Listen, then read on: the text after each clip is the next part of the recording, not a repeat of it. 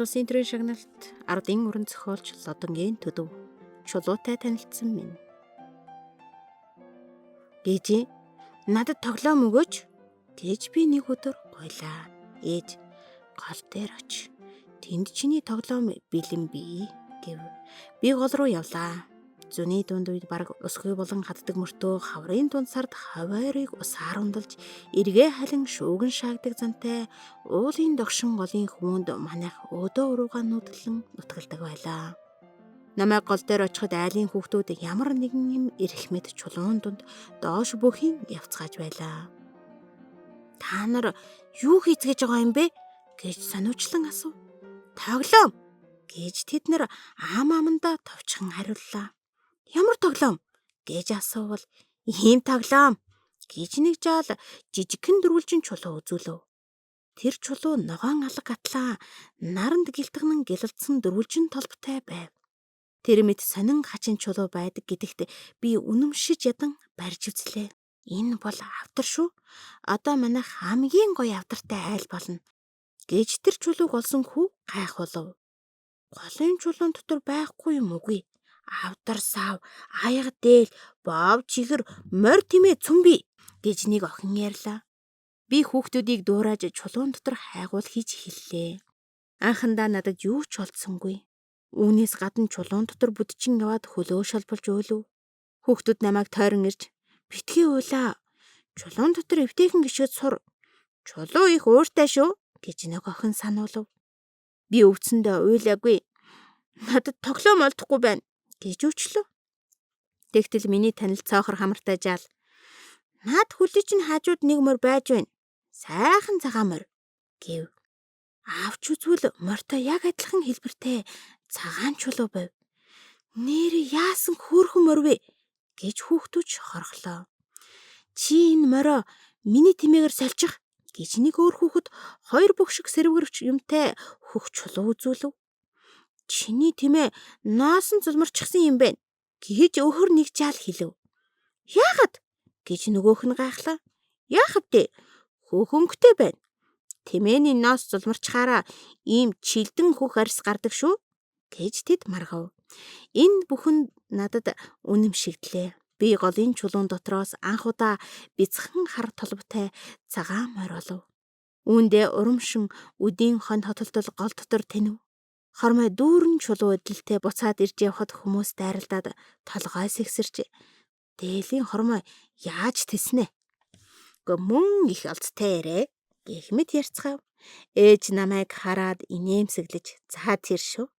Гол дээр тоглоом их байгаа биз гэв. Би зөндөө байна. Ээжээ би хон саасны дараа гол руу явъя гэж гуйлаа. Яв. Миний хормойлж ирсэн чулуун дотор юм бөгд байлаа. Хоёр дөрвөлжин чулууг авдар гэв. Хэдэн дугараг чулууг тавг, тогоо, аяг, шанаг болгов. Өнгөнгийн гулууз чулуунууд дээл боллоо. Үдээс хойш нөгөөх цоохор хамарт найз маань ирж хойлоо манайд очие гэв. Таны ааваас хайж байна гэв. Учир нь цоохор хамартын аав нь бавайсан сахалтай аймаар хүн байдаг юм. Би өөрөө аав байхгүй юу гэж тэр хүү хэлээд надаас чи айж гин үү хэмээн гараас минь хөтлөн явлаа. Гэрлүү биш өөр зүгт явсанд би гайхав. Годын хөвөөний сайхан ногоон зүлгэн дээр ирлээ. Ногоон зүлгэн дээр торгоны хэшиг дугуй алаг юмс үзэгдлээ. Тэдгээрийн хамгийн захих дээр ирвэл өнгөнгийн чулуй дугуйруулан уржээ.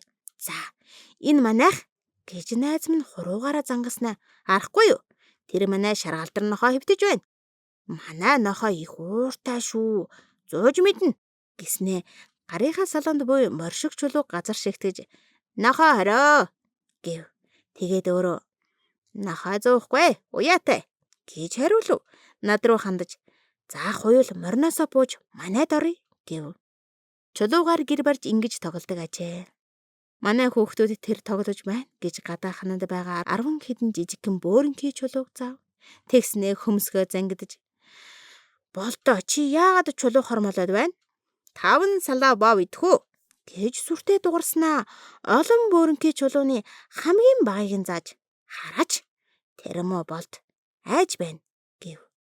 болд гэж нэрлсэн чулуу нь огт хөдөлөхгүй байлаа. Тэгтэл хуршайлын охин гүйн орж ирж "Бата, чи яагаад хүүхдэд загнаад байгаа юм бэ? Эвээ, муу болд, чи битгий уул. За юу?" гэж нөгөөх болд гэж нэрлсэн чулууг аргадав. Болд чулуу хөдөлгөөнгүй хэвээр "Энэ манай авгаа Дижид" гэж Бата нөгөө охиныг зааснаа.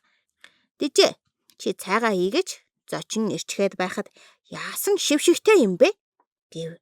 Дижид шалуухан хөлж гэрийн төв дунд газар хатгсан шовгор чулуунууд дээр тогоо мэт дүгрэг чулуу тавив. Дараа нь нунтаг цагаан чулуу авч уур шиг юмд хийгээд нутаж эхлэв. Бат болохоор авдар гэгдсэн дөрвөлжин чулуун дээрээс нарийнхан цагаан чулуу авч амандаа зуугаад сорж "Тамхи дуусчаад туулайн баас татаж байна өө" гэж ярив. Энэ бүхэн надад үлгэр мэт бас тэгээд яг үнэн юм шиг санагдлаа.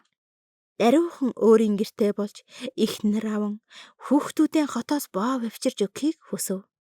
Тэр зур айлын хүүхдүүд цуулран ирж тус тусын чулуун гэрийг зэгнэн сууж хөл хөгжилтэй тоглоом эхэллээ. Хүүхдүүд бие биедээ айлчиж бэлэг авч наймаа хийж тоглоно. Энэ өдрөөс эхлээд би голын чулуун донд өдрийг өнгөрөх болов. Гэртээ үдсэн болгоныг чулуун дотор хайна. Тэгсээр юм бүгдийг олж чулуун гэртээ болов. Гэтэл авгаа олдсонгүй. Хүүхэд гэвэл бараг 20-ыг оллоо. Голын усан дотор хүүхэд их байдаг ажээ. Элэгдэж мөлчийсэн бөөрөнхий чулуу бол хүүхэд ажээ. Манай гэрийг бат барилцаж өгөөд "За яах вэ? Чи манай эхнэрийг ав. Би өөр авгаа олноо. Дижид чи үүний авгаа бол за юу?" гэв. Дижид "Чамд торгон del бий юу?" гэж асуув. Би 4 гонцгой чулуу олсон байхад түүнээ үзүүлж "Энэ байна" гэв. Дижид "Тэгвэл чи намайг аймаг руу дагуулж явж байх уу?" гэв. Байна. Энэ болцлыг зөвшөөрсөнд Дижид манайд шилжиж ирлээ. Бата болохоор дүүл хавгийг гэртээ аваачив.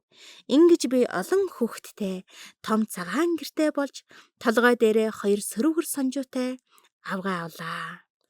Аяа би хорвоо чамтай чулуугаар анх танилцаж тэ. Чулууны өнгөн тоолж боршгүй олон улаан ногоон шар бор хөх хүрэн цагаан чулуунууд дангаар буюу холилдон оршино. Чулуу бас зөөлөн хатуу халуун хүйтэн эртээ эргүү байдаг юм билээ. Голын усанд элэгдсэн бөөрөнхий чулуу бол мөлчгөр зөөлхөн бас бүлээхэн ээлдэг байна. Өндөр уулын оройдох чулуу мөн салхинд элэгдэн зөөлөрсөн боловч хүйтэн байна. Харин асгын чулуу юунд ч элэгдээгүй учраас хатуу хурц бас хүйтэн байдаг. Бата бид хоёр өдөр ирэх тутам шин олзтой явдаг боллоо. Нэг өдөр дотроос хөвөн шиг юмд сувдаг тийм сонин чулууг олов. Гэтэл манайд хот газраас нэг зочин ирлээ. Тэр зочин том хүмүүртөө бас л чулуунд дуртай хэвээрээ ажээ.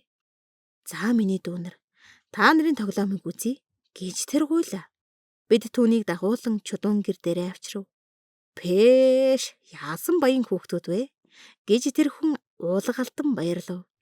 Батагийн тоглоом дотроос нэгэн чулууг тэр хүн авч сониучрхан үзэхэд "Аха, та манай авдраар яах нь вэ?" гэж Бата дургуйцлаа.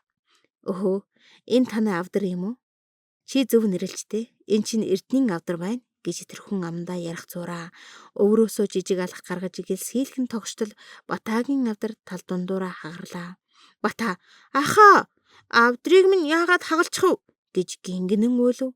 Өнөөхөн Батагийн толгой гэлж "Битгий уйл да. Би чамд өөр авдар өгнө" гэж өврөөсөө жижигхэн модоншоо гаргаж өг. Үүнд Бата тайвширлаа. Тэгтэл тэр хачин хүн манай гэрт ирж нүдээ бүлтийлхэн харснаа. Гадаа хураалгаатай байсан хэдэн чулуунаас нэгийг авлаа. "Аха, та шуудаатай ноосоор яах нь вэ?" гэж би гайхлаа. Өнөөхөн "Өөхөө, энэ танай шуудаатай ноос юм уу? Бас л зөв нэрлж тэ. Тэгээд энэ ноосоо хоршоонд өгөхгүй яасан юм бэ?" гэж асуув. "Аагент ирээгүй байна." "Тэгвэл би аагент болъё. Үүнийг чинь хоршоонд авъя. Оронд нь яотон өг." Харлаа. Ахт нь яотон байхгүй гэснээ тэр хүн өврөөн удалж нэг хачин дугуй шилтэй юм гаргаж ирээд шуудай ноос руу минь удтал ширтэн гэлрөөд дотроос нь гарч буй ноолорсон ямыг имэрч үзв. "Сайн ноос байна да" гэж амандаа ярив. Тэгээд над руу хандаж "За чи ноосоо надад тушаа. Оронд нь үүнийг ав. Энэ бол шидэт дуран юм. Үүгээр чулуу шинжилдэг үлээ. Чи сайн шинжээч болоорой. Чулуунаас алт эрдэнэ мөнгө гаргаж авдаг юм. За чи үүгээр хар гээд дуран шиг юм надад өгөв. Түүгээр нь чулууг ажиглан үзвэл маш тодорч харагдах хажээ. Нээрэн шидэт дуран бололтой. Чи энэ хар хорхойг наадхаараа хар гэж өнөөхөн хэлв. Хорхой бараг л эрхий хуруу шиг том болж үзэгдэнэ. Би баярлаж шуудаатай носоо тэр хахад цөмийг тушаав. Тэгтэл та нар үүнийг хаанаас олсон бэ? Зааж өг гэж өнөөхөнгөө. Бид зааж өгсөн. Тэр том хүн мөртлөө чулуугаар тоглох дуртай хачин ах байж билээ. Бидний тоглоом дотроос нэг сайн дайлан чулуутай болоод тэр ах буцсан. Буцахтаа за миний дүүнер чулууг хайрлаж байгаарай. Чулуу бол эх орны чинь элэг зүрх юм гэж захив. Тэр хүний тухай ээжээс асуухад тэр хариулсан. Тэр чинь геологч хүн гин. Чулуунаас эрдэнэ олдог хүн гин. Бид түүнээс хойш дандаа геологч болж тоглодогсон. Хожим дуулбал тэр хүн бидний тоглоом дотроос зис, төмөр, хар алтны хөдөр олсон гэцгээж байв. Би хорвоотой чулуугаар анх танилцчихдээ. Чулууг би гартаа атгамагц таньдаг. Зун намрын цагаан сард хөл нүцгэн явдгаас чулууны авирыг хөлийн тавхай минь гараас илүү мэддэг байж тээ. Чулуу бид хоёрын нөхөрлөл улам гүнзгийрлээ. Нэгэн өдөр доод сайхалтын дэггүй шар гэдэг том хүүхэд бидэн дээр ирж дундаа бариул мэт элэг ойсон урт сур үзүүлж үүнийг та нар мэдхүү? Дүүгүр гэдэг юм. За харж бай. Гэд манай гэр дотроос дэждийн дээл болох гонцгой хүрэн чулууг авч нөгөө дүүгүрийнхаа элгэн хавчаар дээр тохоод толгой дээгүүр хэд эргүүлмэгц сурын нэг үзүүрийг тавьсанд жүнгэнсэн сонин дуугарч дэждийн дээл сэнсмэт эргэлдэн нисэж одов. Тэртээ урд ингэрт ёс химлээд хөвтөж байсан нохойн зүг тэр сум нисэн одов. Төдхөн нөгөө нохооны химлэж буу ясан дээр тас хийм буулаа. Нохой ганхийн гасалж сүүлээ хавчин ухаан зүггүй зүгтэж одов. Дэггүй шар инээж. Шарахын шарсан махандахгүй гэж гайхуулснаа. Та нар балчир байна да. Чулуугаар чинь ингэж тоглодоггүй юм. Чулуу чинь тоглоом биш, зэвсэг. Чулуугаар дүүгүрдүүлж туулай хараалгаж тоглодог юм гэв. Бид нар тэгээд чулуугаар зэвсэг хийх болов.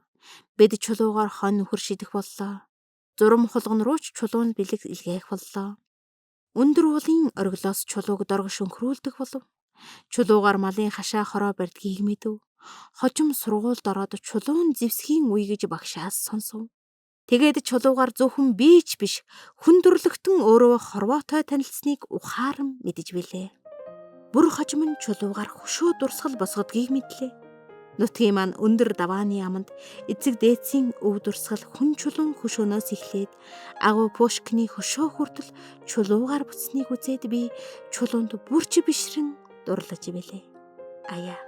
Чулуу чи ертөнцийн хөрсөн дургсан хатуу цэцэг юм билээ.